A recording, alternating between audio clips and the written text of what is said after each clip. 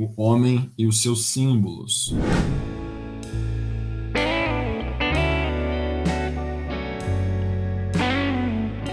Hoje a gente vai se aprofundar nessa grande obra que é O Homem e os Seus Símbolos, de Carl Gustav Jung, Dr. Carl Gustav Jung. Para quem ainda não faz parte da formação em psicanálise, você pode aqui no Instagram ou mandar um direct, e no YouTube é só você entrar aqui no QR Code que está aqui na tela. Um primeiro conceito muito importante que ele inicia o livro falando sobre é qual é a natureza do símbolo. Isso é uma coisa que eu gosto muito, e quem acompanha as minhas aulas, fazer a desconstrução da temática é muito importante. Assim como o Dr. Jung faz nas suas obras, na hora que ele se propõe a falar entre o homem e os seus símbolos, ele já começa com um processo de desconstrução do que é que significa o símbolo, explicando a sua natureza. Então, o Dr. Jung discute como os símbolos surgem do inconsciente, logo no início da obra, e como eles servem como mediadores entre o consciente e o inconsciente, oferecendo insights sobre processos psicológicos profundos. Muito sofrimento e muita confusão da maioria das pessoas acontece porque elas nem sabem que o inconsciente existe. Se nós formos falar de força psíquica, 90% da força psíquica do nosso ser está no inconsciente. O seu consciente só tem 10% de força psíquica comparativa ao inconsciente. E a gente pode, isso é numa análise extremamente otimista. Existem análises junguianas onde nós vemos pessoas em processo de psicopatologia, onde o inconsciente praticamente predomina em 99,9% da força psíquica. E é exatamente por isso que a pessoa fica doente. A psicopatologia acontece exatamente porque a energia consciente está exaurida. E aí a pessoa é tomada pelo inconsciente, se torna um marionete da vida. Esse marionete da vida vai ser as coletividades a que essa pessoa pertence, do ponto de vista metafísico. Um primeiro símbolo que ele traz, eu vou trazer sobre a natureza do símbolo, eu vou trazer sempre 1, 2 ou 3 exemplos de cada uma dos conceitos estruturantes. Então, ele dá um exemplo na obra sobre a rosa, o símbolo da rosa como um símbolo da totalidade. Sempre que nós estivermos falando de um símbolo, saiba que esse não é um símbolo que foi atribuído um significado pelo Dr. Jung. O símbolo e a explicação desse símbolo, na verdade, é uma análise de como esses símbolos são usados em todas as culturas e qual que é o significado que esses símbolos usualmente têm em cada uma dessas culturas.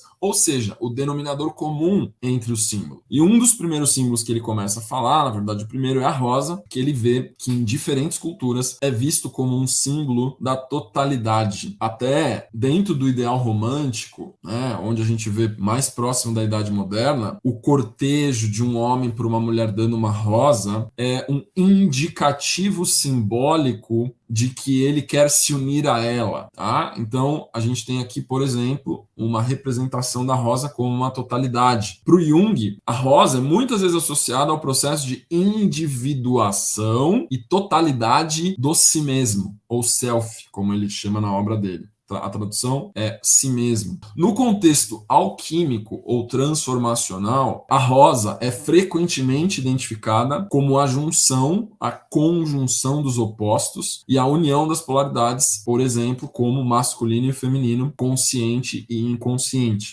Uma terminologia que eu utilizo para explicar esse estado, por exemplo, numa mulher ou num homem, é matriarca e patriarca. Uma pessoa que possui um equilíbrio dinâmico psíquico muito grande entre energia masculina e feminina é uma pessoa com alto grau de maturidade. O contexto da rosa principal, a gente vê no cristianismo, por exemplo, que a rosa é frequentemente associada à Virgem Maria, um elemento arquetípico feminino extremamente poderoso, representando a pureza e a alma individual no seu estado mais elevado. No Oriente, a gente tem a mandala, que é frequentemente associada a imagens circulares com padrões radiais, que pode ser vista também em muitas rosáceas de catedrais góticas europeias, representando a totalidade da psique e a autorregulação da psique. Um segundo símbolo que ele fala já no primeiro capítulo é com relação ao símbolo do peixe cristão, que é do grego ictis, I-C-H-T-H-Y-S,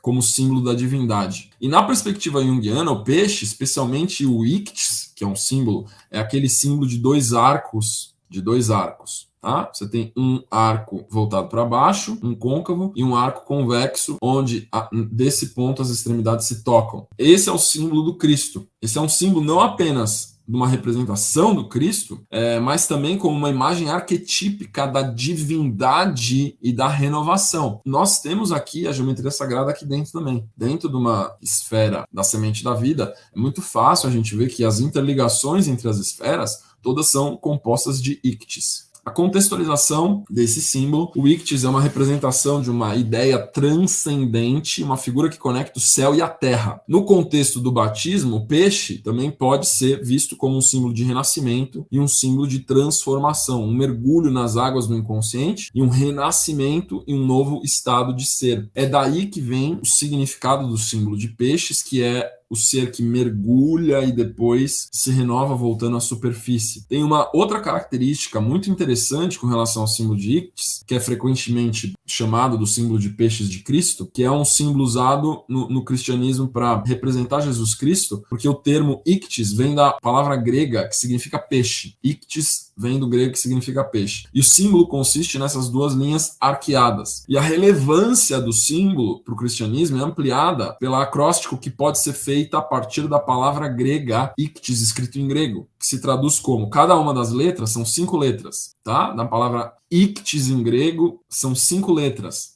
Na língua grega, onde a primeira letra é a iota, que significa Jesus, a segunda letra é a chi, que significa Cristo, a terceira letra é theta, que significa de Deus, a quarta letra é upsilon, que significa filho, e a quinta letra é sigma, que significa Salvador. Então, o significado do símbolo peixe, que vem da terminologia peixe, que é ictis, quando nós fazemos uma análise simbólica de cada um dos símbolos gregos que compõem a palavra peixe, significa Jesus Cristo, Filho de Deus, o Salvador. Isso é uma análise etimológica extremamente profunda da simbologia do porquê que o símbolo de peixes foi atribuído, por exemplo, a Jesus Cristo. Durante os primeiros dias do cristianismo, uma curiosidade, os cristãos eram muito perseguidos. O ictis era usado como um símbolo secreto, e onde você podia desenhar metade de um peixe, você fazia um dos arcos, e aí, quando você encontrava com uma outra pessoa e ela visualizava aquele arco, ela completava com o arco inferior ou superior faltante para demonstrar que ambos eram crentes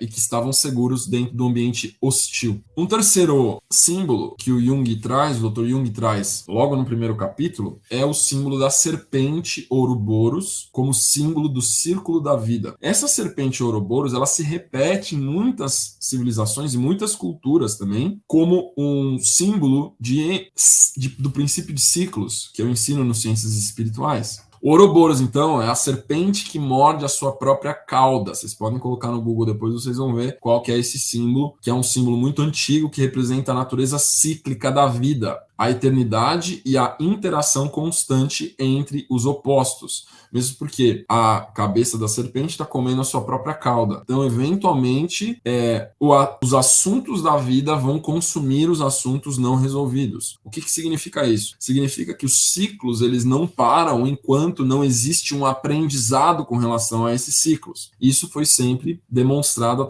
através dessa simbologia do Ouroboros, que é essa serpente que come a própria cauda. É um círculo. Esse símbolo para o Jung representa a totalidade, assim como uma ideia de que a vida é um ciclo contínuo de destruição e de criação. Esse conceito de impermanência, de criação e destruição é onipresente também em praticamente todas as culturas. O princípio da impermanência de anicca no sânscrito, na China, no budismo, no taoísmo, a mesma coisa, na renovação dos desafios nas sociedades ocidentais, que a vida se repete em inúmeros ciclos, os ciclos da antroposofia, onde mostra-se com os seus ciclos septenários como que cada aprendizado deve se desenvolver, entre muitos outros conceitos que aparecem em culturas e momentos diferentes. O Ouroboros, então, ele pode ser interpretado como um símbolo de autorregulação da psique, onde a consciência e o inconsciente não são entidades separadas, mas parte de um todo contínuo. Também pode ser visto como uma representação do equilíbrio entre os opostos e da necessidade de integração para alcançar a totalidade. Essas interpretações, elas estão enraizadas nas ideias do Dr. Jung sobre símbolos como expressão do inconsciente coletivo. Os símbolos têm uma qualidade universal, mas também podem ter significados pessoais específicos para um indivíduo com base nas suas próprias experiências e contexto cultural. Então, não é de aplicação direta, mas sim de aplicação contextual, o que é que significa dentro da sua vida esse símbolo para a sua psique. O segundo ponto abordado pelo Dr. Jung foi os sonhos e o simbolismo. Ele fala sobre o sonho mais comum, um dos sonhos mais comuns, que é o sonho da casa com vários andares. Eu acredito que quase todos vocês já devem ter sonhado que estava dentro de um edifício ou de uma casa. E dentro da análise junguiana, uma casa e um sonho muitas vezes representa o self, ou a sua vida, ou a totalidade da psique do sonhador. A casa com vários cômodos é uma representação analógica da própria mente. Um sonho de uma casa com vários andares, em particular, reflete as diferentes camadas ou níveis da psique. Então a gente pode ter o nível do térreo, que representa a consciência do dia a dia, do cotidiano, a realidade cotidiana e as questões práticas. Os andares superiores, que podem simbolizar pensamentos mais elevados ou aspirações espirituais ou uma consciência mais expandida ou mais desperta. E porão e subsolos ou subsolos representam o inconsciente, onde estão guardados os instintos, as pulsões, os desejos reprimidos, a sombra e todos os traumas do passado. É interessante que, por causa dessa compreensão simbólica do símbolo da casa, uma técnica de hipnoterapia para hipnose ou auto-hipnose que é extremamente efetiva é você entrar numa casa e você se ver descendo degrau a degrau dentro dessa casa até você atingir o nível mais baixo dessa escadaria. Essa indução na hipnoterapia vem da compreensão que esse símbolo arquetípico da casa tem uma representação universal para todas as pessoas, representa as partes constituintes da psique dela. E aí o que acontece é que quando você faz essa hipnose, você consegue acessar complexos reprimidos que você não consegue ver com a sua consciência cotidiana. E aí dentro desse estado de indução é muito possível curar muitas neuroses, muitas compulsões, muitas pulsões, desde que essa neurose não esteja sendo criada por um comportamento que ainda está ativo na consciência. Você consegue desenergizar temporariamente aquilo, mas se o comportamento consciente que está neurótico, que está em padrão de negação, continuar criando, você vai fazer a desenergização com a hipnose e depois você vai criar novamente um outro complexo neurótico em cima dele. Então pode ser utilizado esse símbolo arquetípico para se desenergizar neuroses e doenças psicológicas, ao mesmo tempo que observe-se a consciência do cotidiano para ver qual é o comportamento que estava causando aquela repressão daquela energia. Então, dentro do contexto junguiano, é fundamental lembrar que, enquanto os símbolos têm significados arquetípicos universais, a interpretação precisa de um sonho, depende da experiência individual, do contexto de vida e das circunstâncias pessoais do sonhador também. Então, estou dando linhas gerais aqui, mas isso tem que ser feito dentro de um processo terapêutico, onde o analista conhece com profundidade analisando o seu paciente. Portanto, as interpretações acima são gerais e podem variar dependendo da situação específica do indivíduo. É importante entender que essas interpretações, essas análises, elas não foram criadas pelo Dr. Jung. Ela foi analisada nas culturas e através dessa análise sociocultural, etimológica e antropológica e psicológica, ele extraiu o denominador comum do que esses símbolos representavam ou representam nessas culturas.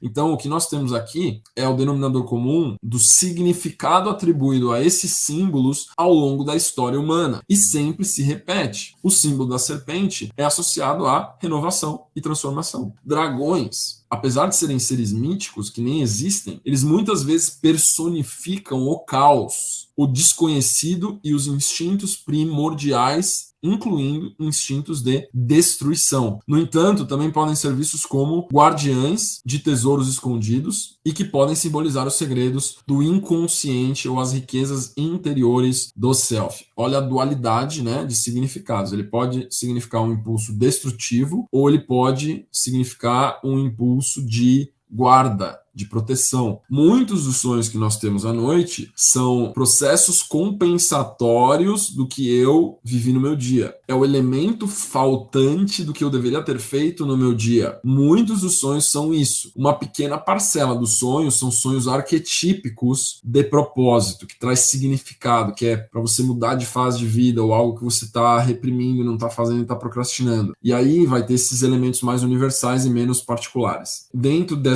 dos sonhos pessoais, em comparação com os símbolos universais, você tem o processo de individuação como processo latente, um convite. Ambos os tipos de sonhos são importantes, porque o processo de individuação do Dr. Jung, onde o objetivo é integrar diferentes aspectos do self para alcançarmos a totalidade. Não existe nada mais terapêutico do que dormir. Dormir é uma das coisas mais terapêuticas. Por isso que quando uma pessoa está em crise, a vontade de dormir aumenta drasticamente. Porque dormir é um processo orgânico, biológico e psíquico de autocompensação terapêutica. Só que às vezes a pessoa está com comportamentos conscientes tão destrutivos, tão negativos, tão causadores de neurose, que não dá conta de, no sono, ela fazer o efeito terapêutico compensatório. Então ela vai precisar buscar autoconhecimento, ela vai precisar mudar padrões de comportamento, ela vai precisar olhar para esses padrões destrutivos e o que está motivando esses padrões destrutivos de acontecerem para que eles possam ser neutralizados. Então,